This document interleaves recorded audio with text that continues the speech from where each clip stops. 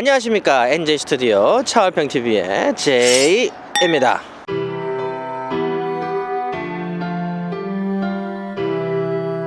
저희가 지금 리뷰하려는 포드의 랩터가 너무 귀한 바람에 시승의 기회는 얻지 못했습니다. 그래서 이번에는 시승기가 없습니다. 그래서 양해 부탁드립니다. 세상에서 가장 많이 팔리는 자동차는 포드의 픽업 트럭입니다. 미국 픽업 트럭들이 인기가 아주 많다는 사실을 이제 이해할 때도 됐지만 포터의 고정관념 때문에 저는 아직 이해가 잘 안 되네요. 제가 미국 자동차 회사들이 자동차 디자인을 잘 못한다고 많이 혹평을 해왔지만 사실 이 픽업 트럭은 예외입니다. 제 개인적으로 미국 현 세대 역사상 가장 아름다운 차를 뽑으라면 쉐보레 콜백과 이 포드의 F150 랩터가 아닐까 생각을 합니다. 포드 GT는 좀 별로. 그래서 오늘 저의 리뷰는 제가 미국 와서 아주 사랑에 푹 빠져버린 슈퍼 오프로드 괴물 풀사이즈 픽업 트럭 포드의 F150 랩터입니다.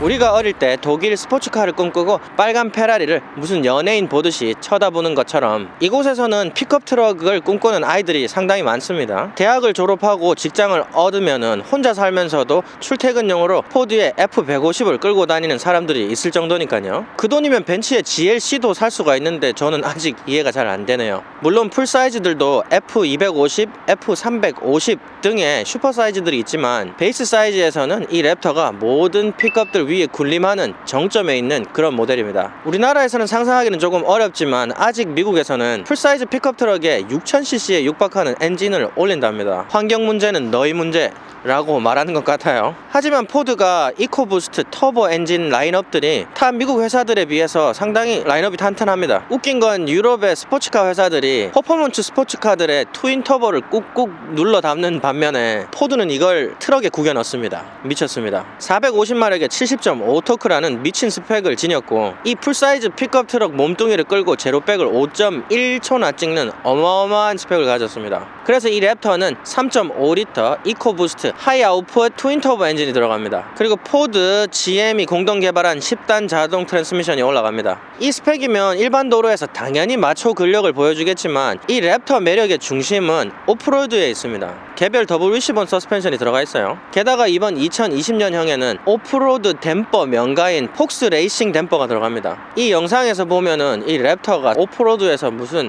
항해를 하듯이 그렇게 달립니다. 이 폭스 레이싱 댐퍼는 솔레로이드 밸브로 댐핑 개수를 조절합니다. 그리고 트레일 컨트롤이라고 오프로드용 어댑티브 크루즈 컨트롤이 있어요. 엄청 험난한 오프로드에서 운전자들이 조향만 신경 써도 된다고 하는데요. 이 폭스 레이싱 댐퍼, 어댑티브 댐퍼를 10분 활용한다고 합니다. 꼭 언젠가는 이 랩터를 오프로드에서 시승할 수 있는 날이 왔으면 좋겠네요. 이 포드의 마스터피스인 랩터는 53,200달러부터 시작을 한다고 하네요. 그리고 지금 보시고 있는 리뷰 차량은 갖은 옵션이 많이 들어가서 73,000달러를 하는 상당히 비싼 픽업 트럭입니다. 이제 디자인을 보죠. 자, 이 2020년형 괴물 하이 퍼포먼스 F150 랩터의 앞모습을 보도록 하겠습니다. 앞모습은 정말 아름다워요. 제가 이곳 사람들한테 픽업 트럭을 도대체 왜 좋아하냐고 항상 의문을 제시하거든요. 그러다가 이 랩터를 도로에서 한번 봤는데 정말 사랑에 푹 빠졌어요. 아니, 포드가 이렇게 디자인을 잘하는 회사면 좀 다른 차도 맞죠? 아무튼 진짜 이 F150 랩터의 앞모습을 가진 SUV 나오면 저는 독일차 다 제쳐놓고 꼭 구매할 겁니다. 일단 F150도 굉장히 앞모습이 예쁜데 F150을 기반으로 이 랩터 얼굴을 가지고 있습니다. F150보다 앞모습 코가 좀 더 와이드해요. 와이드해서 좀 더 안정감 있으면서 더 남성스럽고 멋이 있습니다. 포드 랩터 하면 특히 이 그릴이 시그니처예요. 그래서 이 포드 랩터 그릴을 이제 싸제에서 만들어서 다른 포드 차량에 또 꽂기도 하는데요. 지금 보면 원래 포드가 자기 브랜드 로고 주기를 굉장히 잘하는 회사예요. 그런데 랩터에는 포드라고 주기를 해놨는데 엄청 큰데 좀 더 커도 예쁘겠다 라고 생각이 들 정도로 아주 예쁘게 디자인이 되어 있는데요. 벌집으로 기본 그릴이 있고 거기에 포드 로고가 중간을 훑고 지나가고 있습니다. 그리고 또 이 디귿 모양의 라이트를 보십시오. 원래 디귿 모양의 라이트를 F150이 가장 아름답게 뽑아내는데요. 하지만 이 랩터의 디귿 모양 라이트는 정점에 있습니다. 지금 보시면 주황색 주간등이 아웃라인을 훑고 이렇게 지나가는데요. 흰색 랩터와 궁합이 잘 맞는 것 같습니다. 하지만 랩터 라이트의 가장 시그니처적이고 아름다운 부분은 이 입체감이에요. 엄청 묵직하고 와이드한 이 코 프론트 패시아 부분에 이 라이트가 확 함몰해서 들어가면서 주변에 이 입체적인 아름다운 라인을 만들고 있어요. 아래쪽에 범퍼를 보시면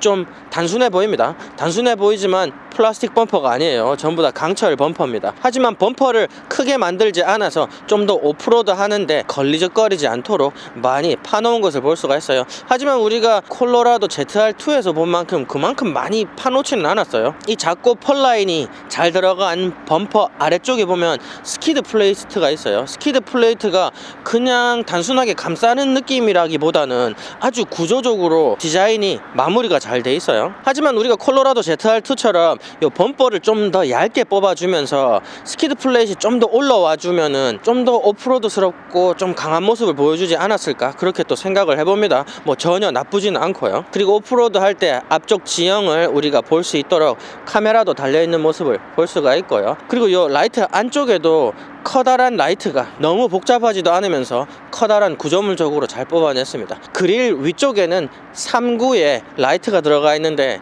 주황색 라이트가 또 이 전체 화이트하고 잘 어울리게 들어가 있는 것 같습니다. 제가 사랑에 푹 빠진 포드의 2020년형 랩터의 옆모습을 보도록 하겠습니다. 옆모습은 뭐 그렇게 특별하진 않아요. 하지만 이 랩터스러운 부분이 많으므로 하나하나씩 좀 짚고 넘어가도록 하겠습니다. 뭐 테일라이트는 뒤에서도 보겠지만은 이 테일라이트도 전조등과 마찬가지로 바디에 함몰된 듯한 그런 입체적인 구조를 가지고 있는데요. 휠 트림들 있지 않습니까? 엄청나게 굵어요. 엄청나게 굵은데 둥글게 잘 뽑아냈습니다. 굳이 오프로드 성능을 뽐내려고 이렇게 네모나게 휠 트림들을 주는 거는 바디에 몸매가 받쳐주지 않으면은 그렇게 예쁜 디자인은 아닌데 많은 차량들이 또 채용하더라고요. 아쉬운 점은 뭐냐면은 요 2열 뒤쪽에 몸매가 너무 각져서 나와줘요. 요 끝에 모서리 쪽을 조금만 깎아줘가지고 유틸리티로만 안 바라봐도 되는 그런 몸매를 또 완성시켜 줄 수 있지 않았나 생각을 해봅니다. 그리고 손잡이는 생뚱맞게 구조물처럼 뿡 하고 올라와 있거든요. 그런데 하나도 밉지 않습니다. 뭐를 올려놔도 예쁠 것 같은 그런 몸매를 보여주고 있어요. 그리고 윈도우 트림도 그냥 단순한 모양이 아니고 사이드 미러 있는 쪽에서 시야를 확보할 수 있도록 밑을 좀 파놨는데 디자인이 잘 돼 있습니다. 그리고 러닝보드는 그렇게 섬세하게 마감이 되지는 않아요. 근데 펄을 많이 줘서 꼭 샌드페이퍼처럼 마감을 해놨는데 아주 많이 튀어나와 있습니다. 그래서 올라갈 때 전혀 부담이 없고요. 특히 이거를 열어보면은 플로우 높이가 엄청납니다. 올라가는데 전혀 부담 없도록 사이드 이 러닝보드가 아주 많이 돌출돼 있어서 더 편리하게 돼 있어요. 그리고 이 랩터는 전 좌석에 전부 다 손잡이가 다 달려있어요. 탑승할 때 힘들지 않도록. 그런 배려는 또 아주 좋은 것 같네요. 휠은 17인치 휠이 들어가 있습니다. 35인치 그리고 37인치 타이어를 옵션으로 선택을 할 수가 있는데 이 차량은 35인치 타이어에 17인치 휠을 가지고 있는 녀석이에요. 아까도 말씀드렸듯이 개별 더블 위시본 서스펜션이 들어가 있어요. 댐퍼는 폭스 레이싱 댐퍼가 들어가 있습니다. 솔레노이드로 댐핑 계수를 조절을 한다고 하는데요. 정말 디자인이 아름답습니다. 앞바퀴를 약간 틀어놓으면은 앞쪽에서도 보이는데 이 서스펜션 디자인이 아주 복잡하고 기능을 많이 할 수밖에 없다 이렇게 보일 정도로 어마어마하게 디자인이 되어 있습니다. 그래서 이 450마력의 70.5 토크나 가지고 있는 이 랩터가 오프로드에서 고속으로 주행하는 영상들을 볼 수가 있는데요. 그런데 이 폭스 레이싱 댐퍼가 계수를 잘 맞춰줘서 정말 항해하듯이 부드럽게 나가는 것을 볼 수가 있습니다. 그래서 디자인적으로 또 멋떨어지면서 성능까지 다 잡아버린 그런 랩터의 서스펜션이었습니다. 그리고 뒷바퀴 서스펜션도 판스프링과 이 폭스 댐퍼의 조합으로 서스펜션이 되어 있는데요. 그래서 일반 도로에서도 아주 좋은 승차감을 우리한테 만족시켜주고 오프로드 그리고 적재 시에도 탄탄한 차량임을 또 볼 수가 있습니다. 포드의 고성능 괴물 풀사이즈 픽업 트럭 랩터의 뒷모습을 보도록 하겠습니다. 원래 트럭들 뒷모습은 별로 볼 게 없다고 하지 않습니까? 얘는 정말 볼 게 많네요. 아이고, 뒷모습도 어떻게 이렇게 디자인을 잘 뽑아냈는지 모르겠어요. 중앙을 훑고 지나가는 블랙 플라스틱 트림 때문에 좀 너구리를 연상하게 하는, 그리고 배트맨과 로빈에서 무슨 로빈을 연상하게 하는 그런 리어 패시아를 또 보여주고 있습니다. 포드가 원래 엠블렘 디자인을 굉장히 잘 하는데요, 엠블렘을 완전히 뜯어내버리고 이 포드 주기를 커다랗게 트림을 넣어놨는데요, 이 랩터 주기 그리고 F150 주기까지 아주 입체적으로 디자인이 되어 있습니다. 아까 사이드에서도 말씀드렸듯이 이 테일 라이트가 굉장히 많이 레이어로 나눠져 있거든요. 그런데 뒤에서 보면 이 테일 라이트가 입체적으로 굉장히 많이 돌출되어 있는 것을 볼 수가 있습니다. 그리고 또 오프로드 퍼포먼스를 아주 강조하는 차량이라서 뒷범퍼도 작고 좀 많이 올라와 있어요. 하지만 좀 아쉬운 점은 이 차가 풀사이즈 트럭임에도 불구하고 이 테일게이트 아래쪽에 사이드 풋스테퍼가 없어요. 이 올라타기 상당히 어렵습니다. 그리고 포드 픽업 차량들이 배기구가 사이드로 빠집니다. 유틸리티 느낌이 너무 나도록 그렇게 뽑아놔서 이 랩터는 듀얼 머플러로 뒤쪽으로 이렇게 뽑아내줘서 좀 레저용이라는 모습을 보여주는 그런 아래쪽에 스페어 타이어가 붙어있는 것을 볼 수가 있습니다. 그리고 토 히치가 보이고, 트럭 베드를 또 한번 열어보겠습니다. 이 차는 슈퍼크루 차량이에요. 그래서 5.5피트짜리 베드가 들어가 있습니다. 지금 보시면 눈이 한가득 있습니다. 메리 크리스마스.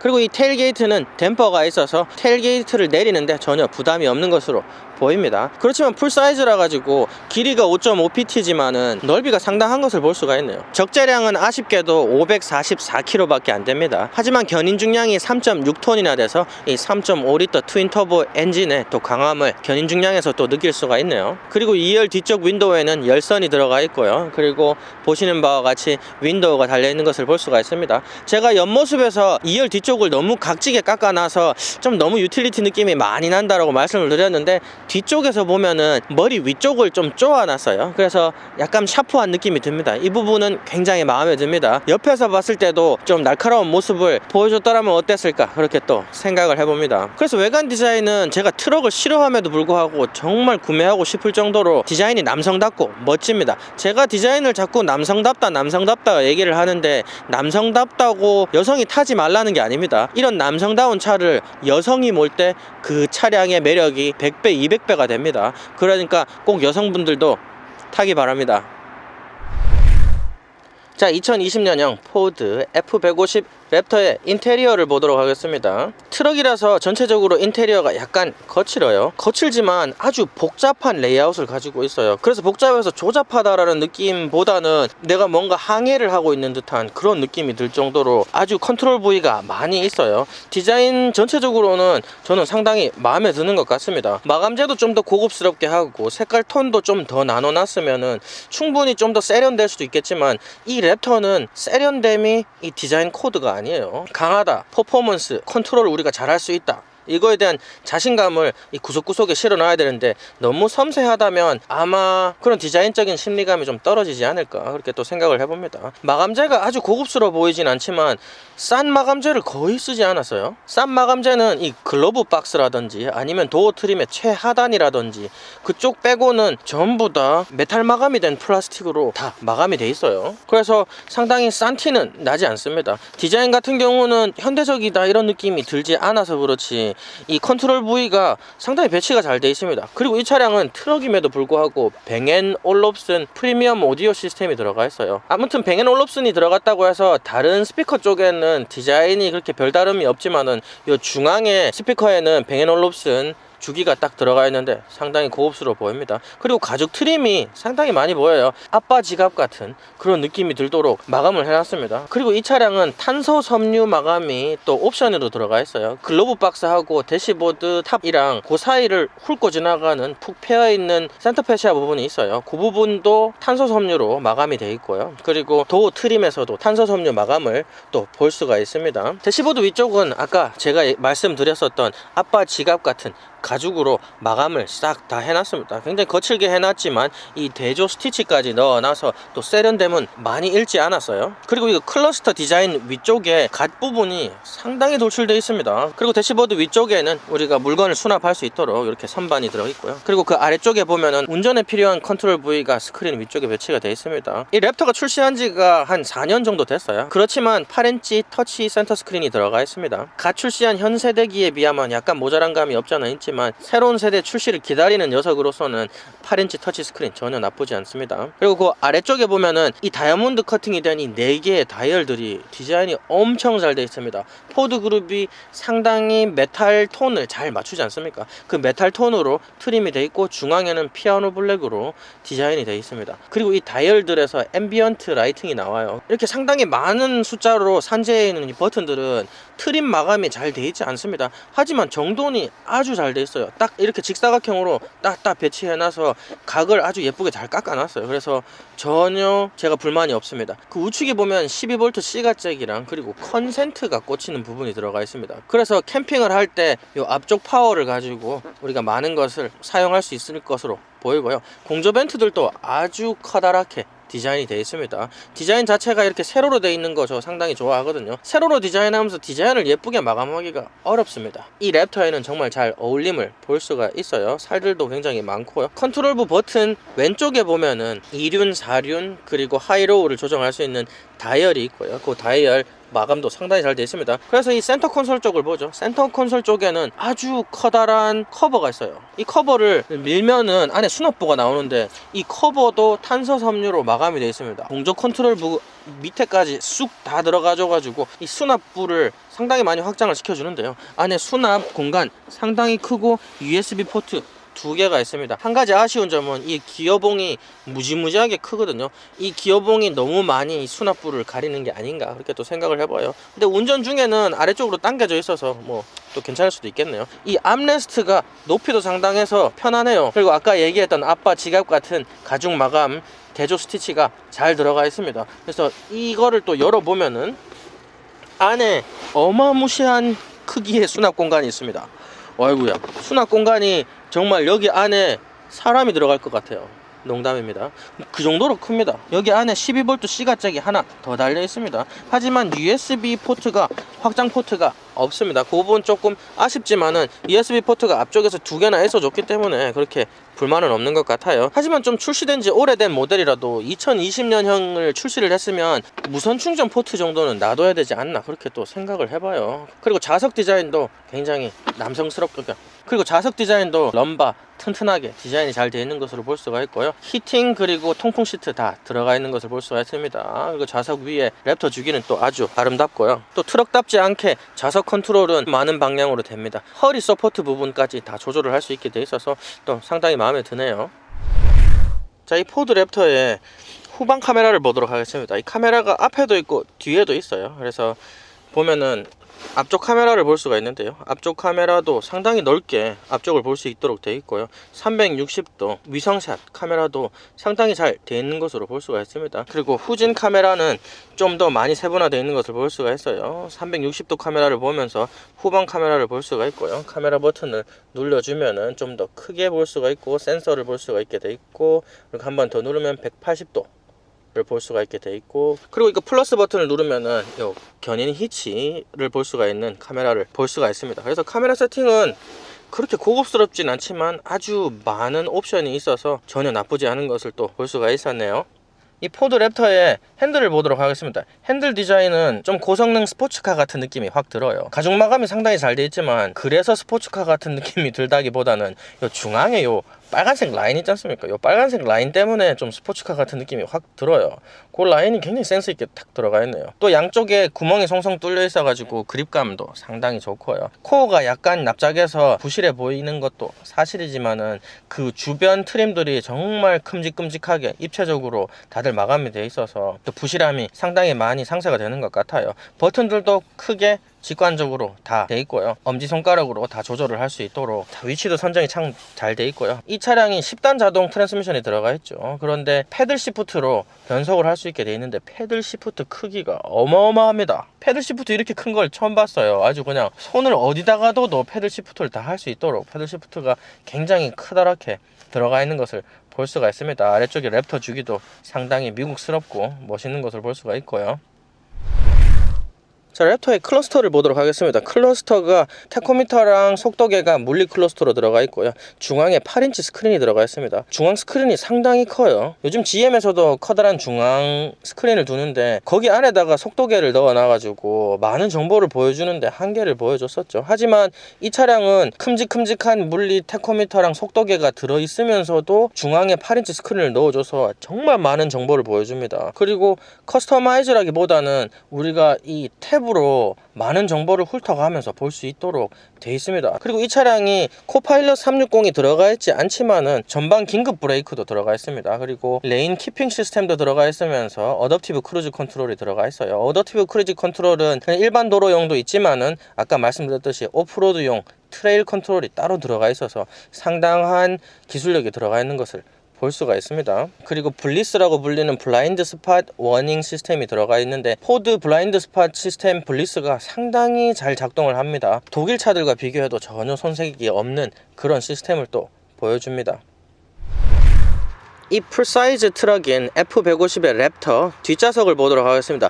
뒷좌석은 엄청 큽니다. 이 정도면 중형 SUV를 뛰어넘는 것 같습니다. 왜냐면 다리를 진짜 끝까지 다 펼 수 있을 만큼 커다란 공간을 보여주거든요. 하지만 좀 안타까운 부분은 이 차량이 파노라마 썬루프가 들어가 있어요. 꼭 그것 때문은 아닌 것 같은데 헤드룸이 그렇게 많이 나오진 않습니다. 뒷좌석에 제가 앉아 있으면은 주먹이 하나가 안 들어가요. 그래서 키가 크신 분들은 잘하면 약간 불편하실 수도 있겠다 그런 생각을 하게 만드네요. 그리고 좌석 디자인은 앞좌석만큼은 아니지만은 등받이 쪽에 함몰이 상당히 많이 돼 있어요. 그래서 좀 편안한 것을 볼 수가 있고요. 하지만 엉덩이 부분이 좀 떠미는 듯한 그런 느낌이 들어요. 지금 무릎 공간을 이렇게 많이 내주는데 그럴 거면은 좌석 위치를 조절할 수 있게 슬라이딩 할 수 있게 기믹을 넣어줬다면은 이 등받이의 각도를 조절할 수가 있지 않나 그렇게 또 생각을 해봅니다.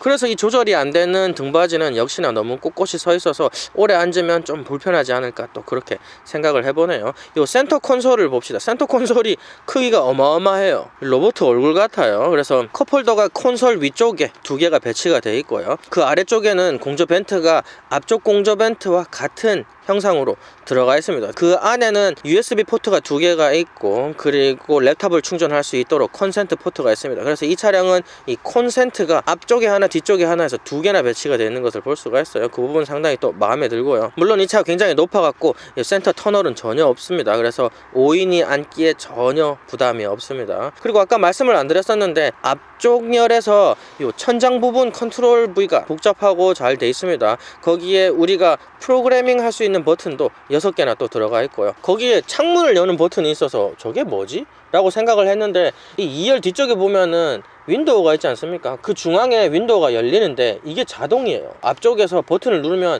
이것을 자동으로 열 수 있는 그런 기믹이 있는 것을 볼 수가 있습니다. 그래서 암레스트를 보도록 해요. 이번에도 암레스트는 못 열겠네요. 이거 암레스트를 위로 당기면 된다면서. 암레스트를 보도록 하겠습니다. 암레스트가 작습니다. 엄청 짧아요. 뒤에 앉은 사람이 쓰기에는 불편함이 없어요. 그래서 좀 짧아 보이기는 하네요. 그렇지만 여기에 컵홀더가 또 기믹으로 두 개가 더 들어가는 것을 볼 수가 있어요. 그렇게 잘 디자인되어 있진 않지만은 컵홀더가 총 6개나 돼서 충분한 것으로 보입니다. 인테리어 공간적인 면에서는 수준이 높은 것을 볼 수가 있어요. 공조 시스템이 투존으로만 운영되는 것도 약간 안타깝긴 하지만 73,000불이나 육박하는 자동차인데 2열도 여기까지 보도록 하겠습니다. 자, 만인의 꿈의 트럭 풀사이즈 F150 랩터의 리뷰 잘 보셨나요? 역시 디자인 하나는 포드 노하우의 정점을 보여주는 것 같습니다. 정말 아름답습니다. 제가 이 차를 안 타고 다니더라도 전시용으로도 꼭 하나 사고 싶다라는 느낌이 들 정도로 디자인이 좋으니까요. 폭스 레이싱 댐퍼라든지 더블 위시본 개별 서스펜션이라든지 그리고 3.5리터 그냥 3리터도 아니에요. 3.5리터 트윈 터보 엔진이 들어가 있어서 450마력에 70.5 토크까지 나와주는 어마어마한 녀석입니다. 그래서 왜 이 차량이 많은 사람들의 꿈의 차인가, 왜 벤츠의 SLK가 아니고 이 포드 랩터가 사람들의 꿈인가에 대해서 몸소 느끼게 해주는 그런 리뷰 시간이었어요. 우리나라에서도 이 픽업 트럭의 인기가 갈수록 올라가고 있고, 이제 중형 트럭은 한국에 또 슬금슬금 들어오고 있지 않습니까? 아직 풀사이즈는 우리나라에서 운전하기가 상당히 어렵지만은 직수입해서 구매하시는 분들도 있다고 합니다. 그러니까 이 풀사이즈의 매력이 어떤지 느낄 수 있는 그런 시간이었길 바랍니다. 그리고 제가 빅3의 풀사이즈 트럭을 하나하나 각계격파하는 그런 리뷰를 시작을 하도록 할 거거든요. 그래서 저의 픽업 트럭 리뷰 많이 기대해 주시길 바랍니다. 제가 이 풀사이즈 베이스 사이즈 뿐만이 아니라 슈퍼 사이즈 트럭들도 제가 리뷰를 할 예정입니다. 그러니까 같이 꼭 보도록 하고요. 이 차량을 언젠가는 시승을 할 수 있을지 모르겠지만 오늘 저한테는 시승 기회가 없거든요. 그러니까 시승 기회가 있을 때는 또 같이 꼭 보도록 하겠습니다. 아무튼 오늘 저의 리뷰는 여기까지입니다. 이렇게 추운 날씨에 이렇게 꽁꽁 싸매고 있지 않습니까? 리뷰 하나씩 찍는데 정말 도가니 그리고 등골 얼어 터질 것 같아요. 그러니까 꼭 구독과 좋아요는 필수입니다. 그러니까 감사합니다. 안녕.